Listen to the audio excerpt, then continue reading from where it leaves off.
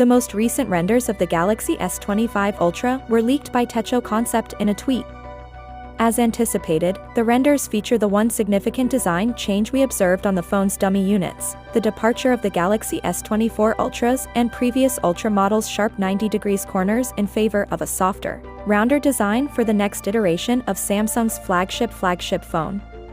The images show how the phone will seem in the four anticipated color options: titanium silver, titanium blue, titanium gray, and titanium black. The Galaxy S25 Ultra's rounded shoulders make it appear less intimidating than the Galaxy S24 Ultra, which has sharp, angular 90-degree corners. The updated appearance similar to the Galaxy Note 20, the final Galaxy Note model, the Galaxy S25 Ultra is expected to have flat edges, though they may be slightly rounded towards the corners. The Galaxy S25 Ultra will be somewhat higher, slimmer, and narrower than the current model in order to make the phone easier to hold than the Galaxy S24 Ultra. On the other hand, the Galaxy S24 Ultra measures 162.5 by 79 by 8.6 millimeters.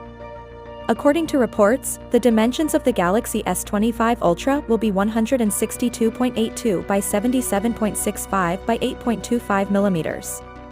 The powerful new Snapdragon 8 Elite application processor will power the Galaxy S25 Ultra in addition to its redesigned design. There is a leak that claims that one version of the smartphone will have 16 GB of RAM. According to leaker Ice Universe, the next Galaxy S25 Ultra's display would have better color accuracy, brightness, and viewing angles.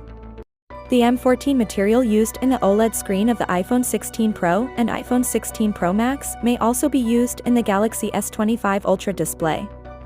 Some leakers, however, dispute this and claim that Samsung will keep using the M13 material that is used on the Galaxy S24 Ultra's display. Finally, what are your thoughts about it? So without being said, let me know your thought in the comment below, and if you are new here, please subscribe. Peace out.